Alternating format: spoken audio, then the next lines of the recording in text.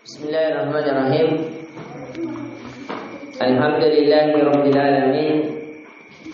Wassalatu wassalamu ala Rasulillah ma ba'd. Allahumma anfa'na bima 'allamtana wa 'allimna ma yanfa'una wa zidna ilman.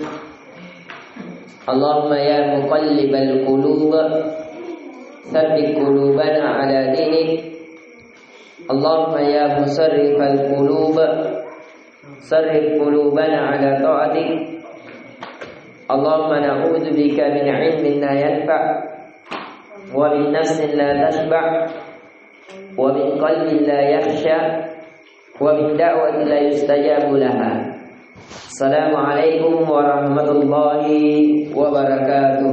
Waalaikumsalam warahmatullahi wabarakatuh.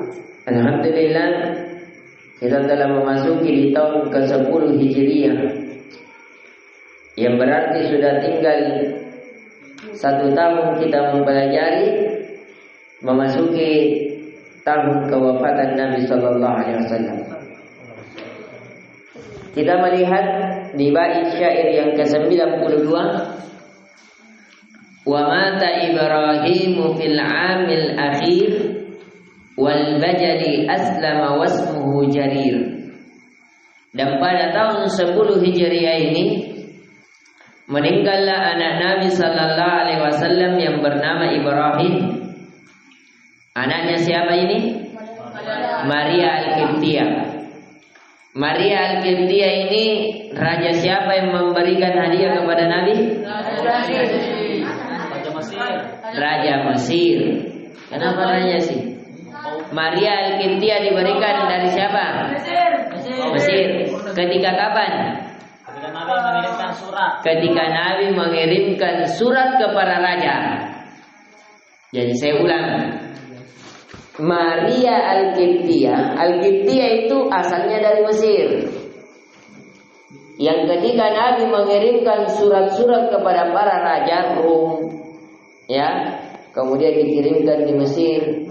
Dan selainnya, Raja Mesir sebenarnya sudah luluh hatinya, tapi karena jabatan dan pangkat, ya dia tidak mau lengser dari jabatannya, walaupun hatinya condong.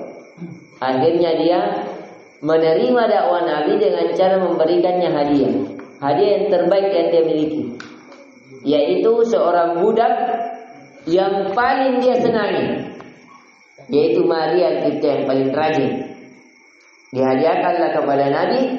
Kemudian Nabi sallallahu alaihi wasallam ya menikahinya.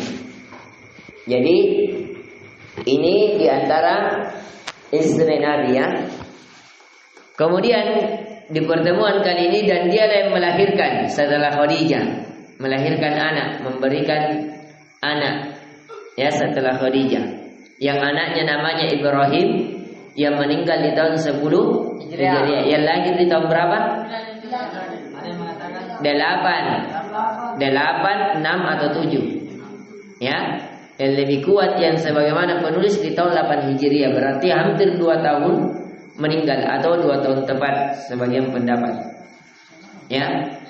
Kemudian aslama wasmuhu jarir. Al-Bajali ini ya, dia sebuah nama. Dia adalah seorang sahabat ya, Ibnu Abdullah Al-Bajali. Dia adalah sahabat Al-Jalil yang dia masuk Islam pada tahun 10 Hijriah, pada bulan Ramadan.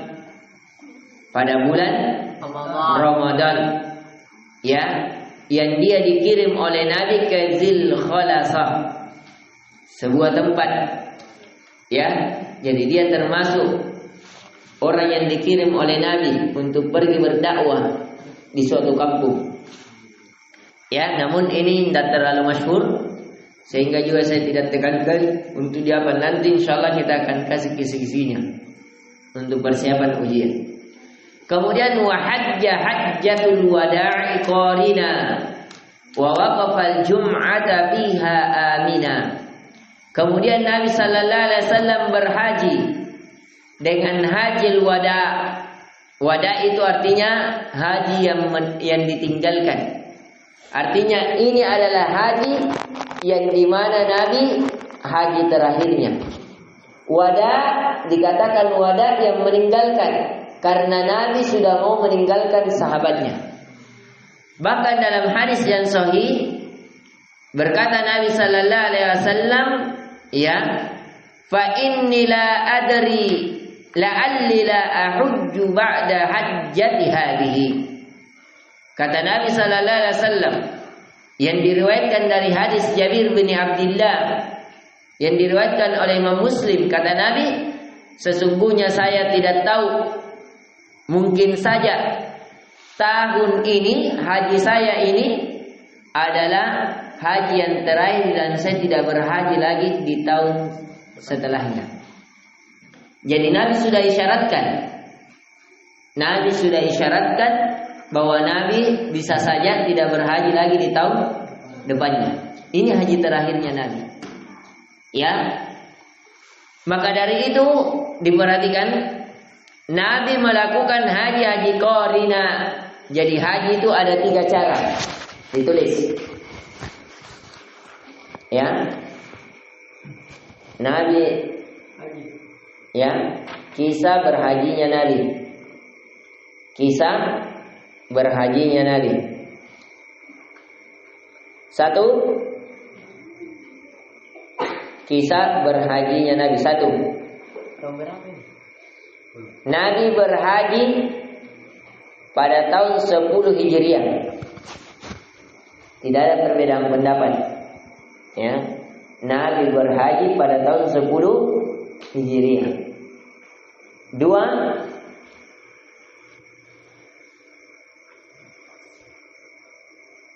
Nabi berhaji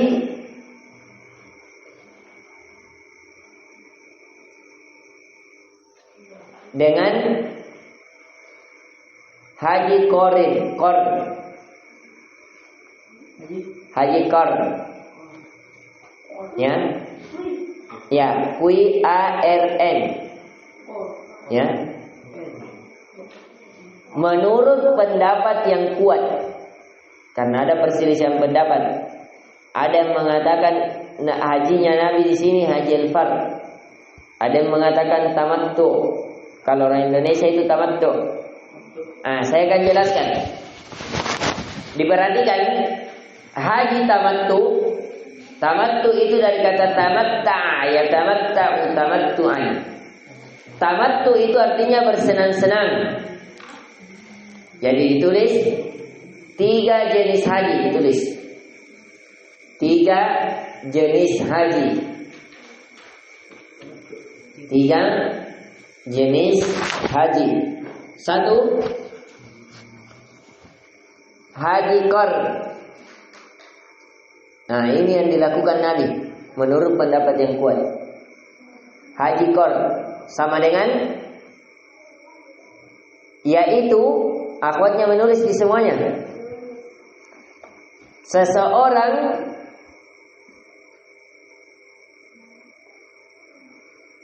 berhaji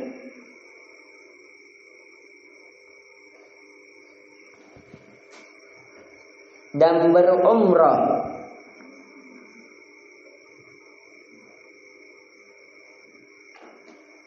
sekaligus. Ya. Jadi qarin adalah seseorang berhaji dan berumrah sekaligus, satu kali jalan. Ya, dia di situ mi hajinya, di situ mi umrohnya. Tidak tahallul dulu. Yang kedua, jenis haji yang kedua ini ya. 2, haji fard.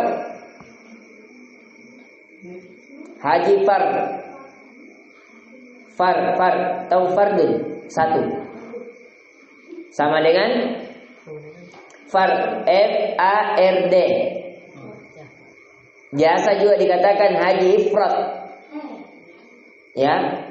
Atau ditulis dulu garis miring ifrad. Haji ifrad. Ifrad sama dengan seseorang berhaji saja, tidak ada umrohnya. Seseorang melakukan haji saja. berhaji saja. Bukan haji saja. Maksudnya berhaji tidak berumroh. Nah, yang ketiga, haji tamattu. Nah, ini orang-orang Indonesia yang banyak. Hampir semua orang-orang Indonesia lakukan ini.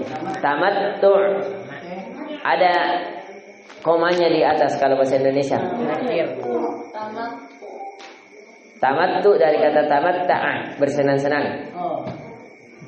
Sama dengan berumroh.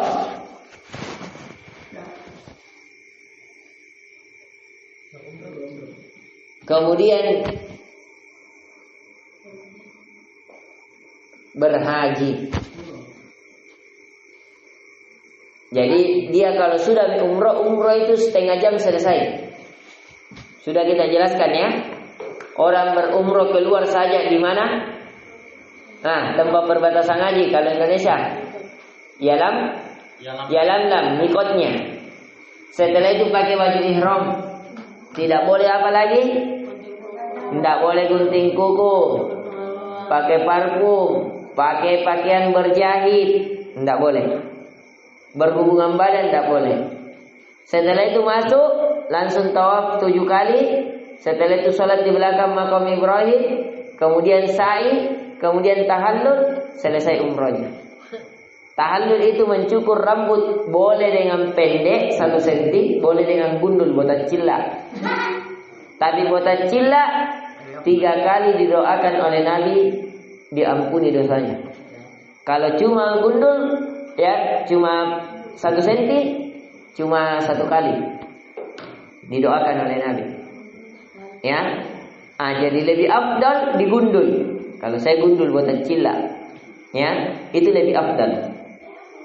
Kecuali orang yang ingin melakukan tamattu, dia tidak nagundul tapi nagunting pendek. Nanti ketika berhaji kan dianjurkan lagi tahallul, cukur lagi. Kalau botak cilla nih baru sudah haji, mau nak cukur, apa lagi mau nak cukur? Tidak ada nih, makanya dianjurkan pendek. Nanti di terakhir sudah haji baru dikasih cilla. Ya, nah ini jadi kalau sekali lagi haji ada berapa tadi? 3. Yang pertama haji qori. Ya, namanya juga biasa qori. Ya, qori. Yaitu qori. Qori itu menggabungkan, membedakan antara satu dengan lain, yaitu haji dan umrah. Ya, yang kedua haji fard atau haji ifrad, yaitu haji saja, tidak ada umrohnya. Yang ketiga sebaliknya qori, yaitu tamattu, seseorang berumroh dulu. Kenapa dikatakan tamattu, bersenang-senang? Karena dia sudah umroh, puas. Mau berhubungan badan sama istrinya bisa, di jalan-jalan dulu di pasar bisa, terserah dia. Nanti masuk di hari-hari haji baru dia pergi. Misalnya pergi ke Musdalifah, pergi Jamarat, pergi lempar jumroh, ya, pergi di Arafah nanti. Jadi kalau cepat datang, biar lagi 1 minggu, 2 minggu dulu jalan-jalan di situ, baru pergi melaksanakan ibadah haji boleh. Tapi dia harus membayar, ya, namanya seekor sembilan dam. Jadi dia kalau mau ambil tamattu, dia ketika melakukan umrah, tahallul, ya, memotong seekor kambing, kemudian dia bebas, kemudian setelah itu nanti di waktu haji baru dia berhaji. Nah, ini yang kasih lulus saya di Al-Mir waktu ujian ini. Pada saat itu ujiannya tentang haji. Makanya kenapa saya ingat sekali pelajaran ini.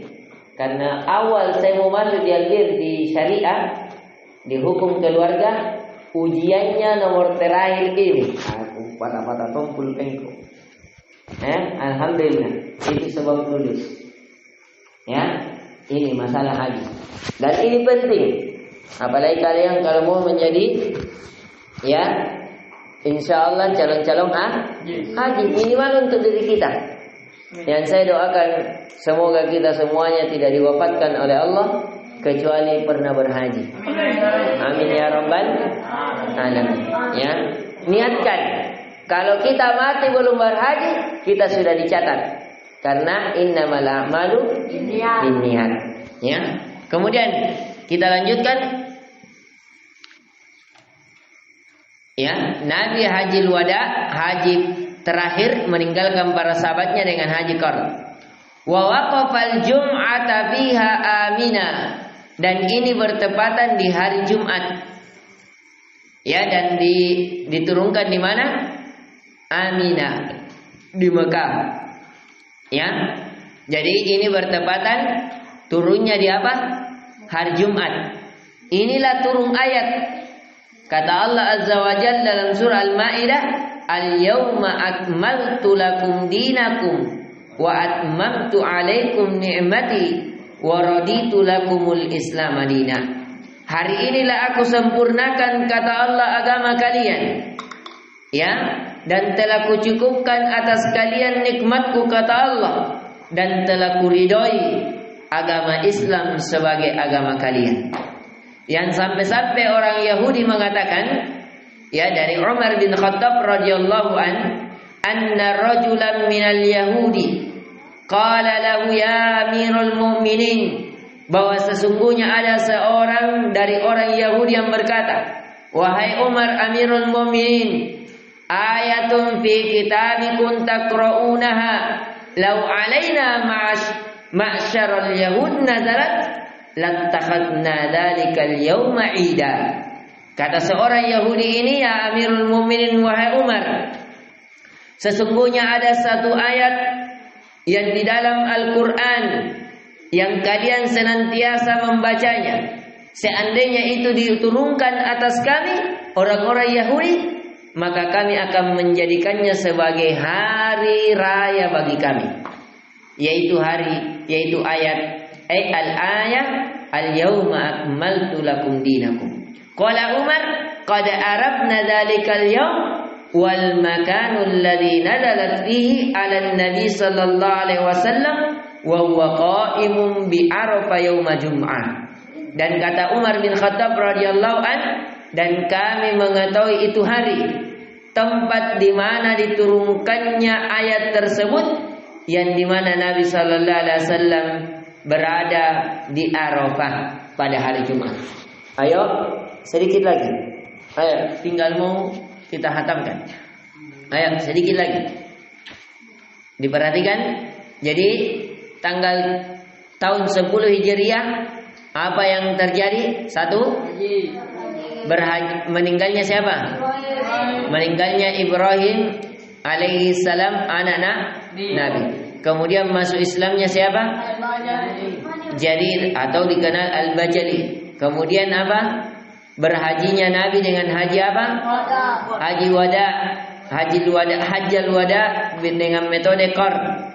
Kemudian itu bertepatan di hari apa? Hari Jumat. Di mana? Di Mekah. Yang di mana ayat itu turun ayat apa? Al-yawma akmaltu lakum dinakum. Ya, yang bertepatan diturunnya di mana?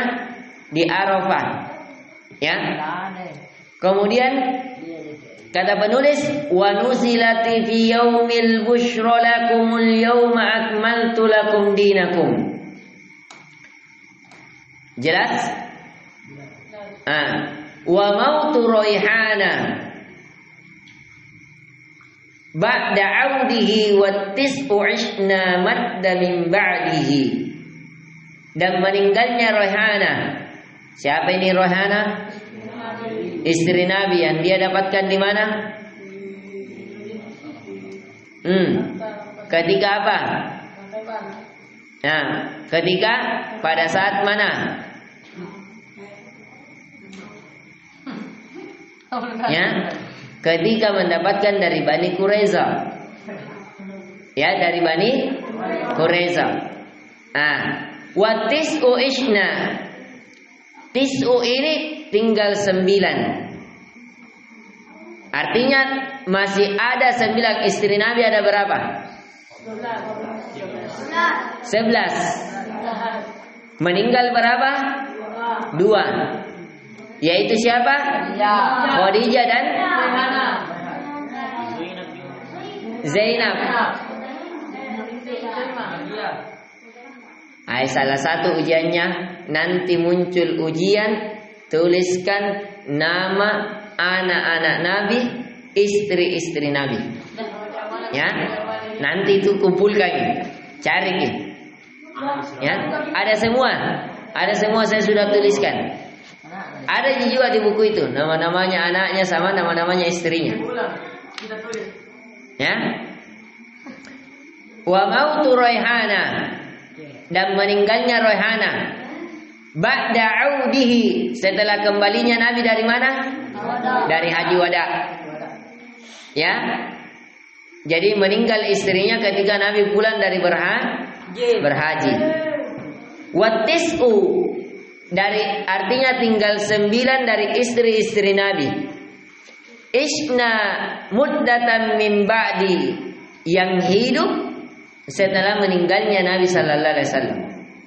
Jadi selain daripada 9 istri ini sudah meninggal sebelum meninggalnya Nabi sallallahu alaihi wasallam.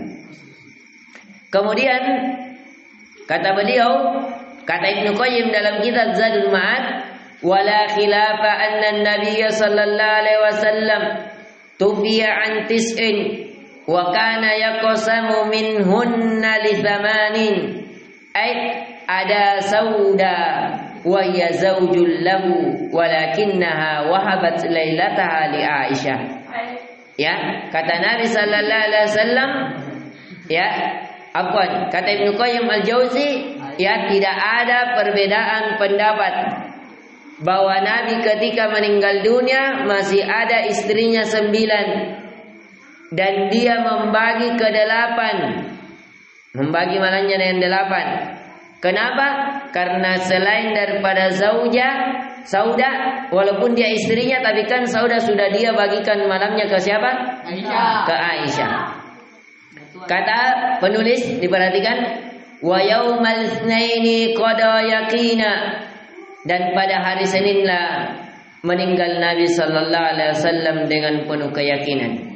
Id akmalat 63, pada saat itu Nabi sallallahu alaihi wasallam berumur 63 tahun. Ayo diperhatikan. Ini meninggalnya sudah Nabi. Ayo kita hatamkan ini malam. Perhatikan. Jadi pada hari Senin meninggal Nabi sallallahu alaihi wasallam berumur 63 tahun. Waddafnu fi baiti ibnati Siddiqi, dan Nabi dikuburkan di rumah anaknya As-Siddiq. Siapa yang dimaksud As-Siddiq? Abu Bakar. Anaknya siapa? Aisyah. Fi maudi'il wafati an tahqiqi, di tempat wafatnya itu penuh keyakinan pasti. Wa muddatut tamridi 5 syahra, dan sakitnya Nabi 5 syahr, 1/5 dari 1 bulan. Jadi kalau misalnya 1 bulan 30 hari, kalau bagi 5-nya berarti berapa hari? 6 hari. 6 kali 5 berapa? 30. Maksudnya Nabi sakit selama 6 hari kemudian meninggal. Jelas di sini? Wa muddatut tamridi, dan waktu sakitnya Nabi 1/5. Ya, 1/5-nya 1 bulan berapa? Bagi 5-nya 6 hari. Wakila bal thulthun wa khumsun fadri, dan ada sebagian riwayat mengatakan 1/3-nya, yaitu 10 hari. Kalau 30 hari dibagi 3 dapat berapa? 10. Ada yang mengatakan Nabi sakit sekitar 10 hari. Wa khumsun fadri, ada juga mengatakan 3 kemudian khumsun. Ya, khumsun fadri. Khumsun itu ya dibagi 5 lagi. Ya, sekitar 10 tambah 5 hari, 15 harian. Atau ada juga mengatakan sekitar 10 sampai 15 hari, 12 ke 13, 14. Ya, begitu. Tidak sampai 16. Ya. 15? 16. Ada yang mengatakan 16. Nanti kita lihat, belum kita baca. Ada di situ? Berapa dikatakan di situ? Beliau sakit selama 12 hari, ada yang mengatakan 16 hari. Maka kita Berarti itu penjelasan dari penerjemah. Karena di sini tsulusu wa khumsun. Ya, tidak diterjemahkan begitu. Itu dia katakan 16 hari. Coba saya lihat terjemahnya Imam. Nah. Beliau sakit selama 12 hari, ada yang mengatakan 16 hari. Maka ketahuilah wallahu ta'ala. Ya. Nah, diperhatikan. Ditulis terakhir wafatnya Nabi. Wafatnya Nabi sallallahu alaihi wasallam. Satu, pada hari Senin. Pada waktu duha. Pada hari Senin. Pada waktu duha. Berumur 63 tahun. Pada tahun 10 Hijriah. Nanti ada cara hitungnya. Kenapa kita menghitung 11 Hijriah? Nanti ada cara hitungnya. Kenapa terjadi perbedaan? Ya. Jadi Nabi sallallahu alaihi wasallam meninggal di hari apa? Hari Senin. Kisah meninggalnya Nabi sallallahu alaihi wasallam diperhatikan. Jadi Nabi sallallahu alaihi wasallam sempat sakit. Ketika sakit menghampiri Nabi yang saya ceritakan tadi maghrib. Jadi Nabi sallallahu alaihi wasallam saking pentingnya sholat sampai Nabi dipapa. 2 orang, 1 orang sebelah tangan kanan Nabi, 1 orang sebelah kirinya. Sakit ini Nabi, tapi tetap juga ke masjid. Sampai kakinya Nabi terseret, tetap juga ke masjid. Ya, yang sampai pada saat itu Nabi demam. Yang demamnya seandainya diletakkan sesuatu maka menjadi matang. Karena demamnya Nabi itu berbeda demamnya kita 10 kali lipat orang yang paling demam dari manusia biasa. Saking panasnya itu. Ya, jadi Nabi sallallahu alaihi wasallam demam. Akhirnya dia Rasulullah sallallahu alaihi wasallam pada saat sakit itu sampai-sampai tidak bisa berdiri. Tapi dia paksa. Akhirnya diganti oleh Abu Bakar. Kata Nabi, "Murhu li Abi Bakar liuqimas shalah." Perintahkan ke Abu Bakar agar dia menegakkan salat. Akhirnya Abu Bakar jadi imam. Jadi yang menggantikan Nabi menjadi imam siapa? Abu Bakar. Ketika Abu Bakar menjadi imam, hari wafatnya ini Nabi sallallahu alaihi wasallam ya keluar di jendelanya, karena jendelanya Nabi seperti ini. Kamarnya Ustaz Jamil, disinilah imamnya Nabi. Paku sampingan nih. Ya, jadi cuman dia ada pemisah begini. Kayak di sini anggap di ujung tiang itu pintu itu, di situ dia kamarnya, bukan di dalam masjid, tapi di luar masjid. Jadi dinding masjid sama dengan pintunya Nabi. Jadi Nabi lewat pintu najis sudah tempat imamnya. Ada di situ jendela. Ketika Abu Bakar imam, Nabi sallallahu alaihi wasallam itu melihat ke jendela dan tersenyum. Yang akhirnya Abu Bakar radhiyallahu an melihat Nabi sallallahu alaihi wasallam, akhirnya Abu Bakar mau mundur. Tapi Nabi mengisyaratkan tetap jadi imam. Yang akhirnya setelah itu Abu Bakar tetap menjadi imam, kemudian Nabi sallallahu alaihi wasallam masuk ke rumahnya kembali. Yang ketika sudah masuk, tinggallah kabar yang didengar dari Nabi sallallahu alaihi wasallam tentang kewafatannya. Ketika wafat Nabi sallallahu alaihi wasallam, maka ini di pagi hari, kan subuh tadi diimami. meninggal Nabi sallallahu alaihi wasallam, maka orang kaget. Maka semua orang terdiam, tidak percaya. Pagi seperti kita hari-hari pasar, orang pada sibuk belanja. Kemudian Bilal mengumandangkan tentang meninggalnya Nabi sallallahu alaihi wasallam. Akhirnya semua orang pasar tinggalkan jualannya, tidak ada yang menjual. Tidak ada yang bersih-bersih pasarnya, nak tutup dulu, tidak ada. Semuanya pergi ke rumah Nabi sambil menangis dan memukul kepala-kepala mereka. Ya, begitu menyesalnya mereka. Yang akhirnya datanglah Umar dari kebunnya. Ketika datang Umar mengatakan, "Ansiku alsinatakum. Man qala anna Muhammada yamut laqata'ta alsinatahu." Kata Umar, diam kalian semuanya. Jangan ada yang bicara bahwa Nabi Muhammad meninggal. Nabi Muhammad itu tidak meninggal, tapi dia diangkat sebagaimana diangkatnya Musa. Dia akan turun kembali setelah 40 hari. Barang siapa di antara kalian yang mengatakan bahwa Muhammad mati, maka saya akan potong dia punya lidah, kata Umar. Maka muncullah Abu Bakar radhiyallahu an lewat di belakang Umar, langsung masuk melihat Nabi dan mencium kening Nabi. Yang pada saat itu keluarlah Abu Bakar mencium kening Nabi, yang pada saat itu Nabi sudah meninggal, yang berseri-seri wajahnya. Kemudian ketika Umar sudah berteriak, "Jangan ada yang mengatakan bahwa Muhammad mati.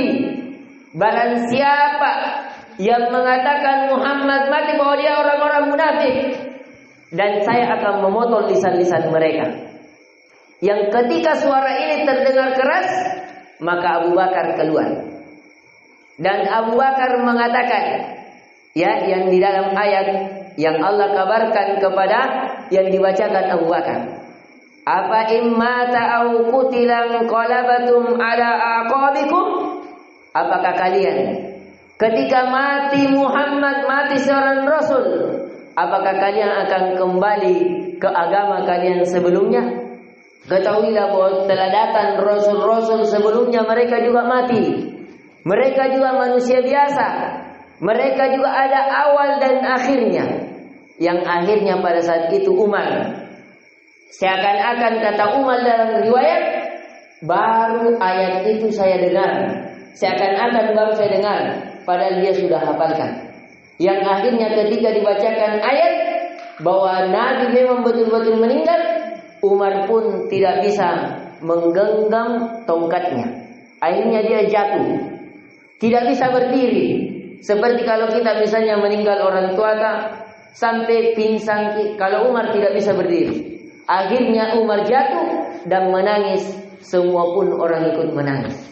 Sampai Ibnu Mas'ud mengatakan, ketika kami pada saat itu, kami mengetahui ketika Madinah pada saat itu dalam keadaan gelap. Kami mengingat kedatangan Nabi di Madinah, maka Madinah yang gelap menjadi cahaya terang benderang. Madinah yang penuh kegelisahan menjadi tenang. Madinah yang penuh pertikaian menjadi keamanan, kedamaian, persatuan. Tapi ketika meninggalnya Nabi sallallahu alaihi wasallam, Madinah yang cahayanya terang benderang itu menjadi gelap. Seakan-akan tidak ada kehidupan di Madinah lagi. Yang akhirnya pada saat itu Umar terjatuh, terpuruk, lututnya tidak bisa dia berdiri lagi. Yang akhirnya pada saat itu Umar radhiyallahu anhu hanya bisa pasrah mendengar meninggalnya Nabi sallallahu alaihi wasallam. Maka datanglah seseorang yang mengatakan, "Wahai Abu Bakar, sesungguhnya ada suatu kaum yang telah membicarakan siapa yang lebih berhak mengganti Nabi." Jadi Nabi belum dikuburkan, sudah ada yang mau menjadi presiden, pengganti Nabi. Maka Abu Bakar pun bergegas agar orang tidak berdebat, agar orang tidak berperang siapa yang lebih berhak menggantikan Nabi. Maka Abu Bakar dan Umar pergi ke orang itu yang berdebat siapa yang mau menjadi pemimpin. Dan Abu Bakar mengatakan, "Apakah kalian ingin menggantikan Nabi padahal jasad Nabi belum terkuburkan?" Di mana keimanan kalian? Di mana hibah kalian? Yang akhirnya pada saat itu mengatakan kami adalah begini, saling berbangga-bangga. Yang pada saat itu akhirnya Umar mengatakan, ketahuilah bahwa dengan adanya Nabi Sallallahu Alaihi Wasallam kalian dahulunya sesat, kemudian dengan sebab Nabi kalian mendapat petunjuk. Kalian dahulunya senang bertiasa berperang, tapi dengan sebab Nabi kalian menjadi damai. Tahukah kalian, adakah di antara kalian yang merasa lebih baik daripada Abu Bakar? Maka semuanya terdiam. Maka Umar pun mengangkat tangan Abu Bakar. Ya, kata Abu Bakar, tapi Abu Bakar enggak. Tapi kata Umar, ya, unsur yadak nabayi'unaka. Berikan tanganmu ya Abu Bakar, dan kami pun membayarmu. Akhirnya Abu Bakar dibayar menjadi pengganti Nabi Sallallahu Alaihi Wasallam. Maka Nabi pun besoknya di hari Selasanya barulah dikuburkan jasad Nabi di kamar Aisyah. Yang awalnya perdebatan terjadi di mana mau dikuburkan Nabi. Ada yang mengatakan di Baqi, ada yang mengatakan di tempatnya Musa, ada yang mengatakan A dan B. Tapi kata Abu Bakar tidak. Seorang Nabi dikuburkan di tempat di mana dia meninggal. Karena dia diangkat ruhnya adalah di tempat yang terbaik baginya, maka disitulah dia seharusnya dikuburkan. Dan Nabi Sallallahu Alaihi Wasallam meninggal di pangkuan Aisyah. Jadi di malamnya Aisyah, Nabi ketika ingin meninggal tercabut ruhnya, maka Aisyah ya berada di atas paha. Jadi Nabi berada di atas paha Aisyah sambil menangis. Dan Fatimah di sampingnya. Kemudian kata Nabi Sallallahu Alaihi Wasallam ketika Nabi membisiki Fatimah, ya bahwasanya Fatimah ini yang bahwa Nabi akan meninggal, maka Fatimah menangis, tidak bisa menahan diri. Yang kemudian Nabi panggil lagi, kemudian dibisiki lagi Fatimah. Bisikan yang kedua, kata Nabi, kau adalah keluargaku yang paling cepat yang menyusulku, dan kau termasuk ya dari seorang wanita terbaik di dalam surga. Maka Fatimah pun tersenyum. Ketika sudah terjadi dikuburkan Nabi, Aisyah bertanya, wahai Fatimah, kenapa ketika engkau dibisiki oleh Nabi, bisikan pertama engkau menangis? Karena Fatimah mengatakan, Rasulullah ayahku membisikkanku bahwa dia akan meninggal, maka saya pun tidak bisa menahan diri dan menangis. Tapi bisikan kedua, kenapa kau tersenyum? Maka Fatimah mengatakan, ayahku ya membisikkanku bahwa saya di antara keluarganya yang pertama kali menyusulnya, dan saya diberikan kabar gembira menjadi termasuk wanita terbaik di tengah-tengah surga. Maka pun saya berbahagia dengannya. Jadi beginilah kisah wafatnya Nabi. Jadi Nabi wafat di hari Senin, ya, pada waktu apa? Waktu duha. Di rumah siapa? Rumah Aisyah. Meninggal di mana? Di atas pangkuan Aisyah. Ya, yang ketika itu yang berada di sampingnya siapa? Fatimah. Fatimah dibisikkan berapa kali? 2 kali. Yang dikisah juga itu ada sempat Abu Bakar. Abu Bakar mensikat giginya, siwak. Ada yang kayu-kayu. Abu Bakar mensiwak giginya, kemudian Rasulullah mengisyaratkan. Ya, isyaratkan bahwa Nabi juga mau sikat gigi. Akhirnya Abu Bakar memberikan siwak kepada Nabi. Di sini menunjukkan, jangan kau baca-baca. Nabi saja satu siwak dengan Abu Bakar, satu sikat gigi naduai. Akhirnya Nabi ambil sikat giginya Abu Bakar, siwaknya, baru Nabi pakai. Baru Nabi mengatakan wa rafiqul a'la, dan Nabi mengisyaratkan jari telunjuknya ke langit. Ini di antara sunnah. Kalau kita mau meninggal, ya biasa bersyahadat, naik. Kalau Nabi mengatakan wa rafiqul a'la, ya Allah saya memohon kepadamu tempat yang tertinggi, yaitu bersama Allah. Yang pada saat itu malaikat datang. Allah memberikan pilihan kepada Nabi Muhammad. Ya Muhammad, mana yang kau pilih? Saya kekalkan engkau di dunia dan saya kayakan memberikan segala fasilitas yang kau miliki, atau kamu berada di sisiku. Maka Rasulullah memilih warafiqul a'la. Ya Allah, saya lebih memilih di sisimu, di tempat tertinggi denganmu. Padahal Nabi ini mau dikekalkan, tapi Nabi lebih memilih dengan Allah. Maka dari itu, hal yang paling terakhir saya ingatkan, ketika kita mau meninggal dunia, selalulah berbaik sangka kepada Allah dan rindu kepada Allah. Demi Allah, seandainya tidak seseorang berdosa minta kematian, saya orang yang paling senantiasa meminta kematian. Tanya istri saya itu sudah berapa kali mendengar kalimat bahwa saya lebih cinta untuk meninggal. Karena sekali lagi, kerinduan kepada Allah, barang siapa man ahabba liqa'ahu ahabba liqa'u. Barang siapa yang cinta berjumpa dengan Allah, maka Allah pun cinta berjumpa dengannya. Wa man kariha liqa'uhu kariha liqa'ah. Barang siapa yang benci berjumpa dengan Allah, takut mati, tidak mau berjumpa dengan Allah, terlalu cinta dunia, popularitas, anak-anak, maka Allah pun benci berjumpa dengannya. Maka dari itu jangan pernah takut mati, adik-adikku sekalian. Dan senantiasalah tanamkan rasa cinta berjumpa dengan Allah, rindu dengan Allah. Dengan cara, ketahuilah, pintu surga kalian tidak akan rasakan, kalian tidak akan masuki.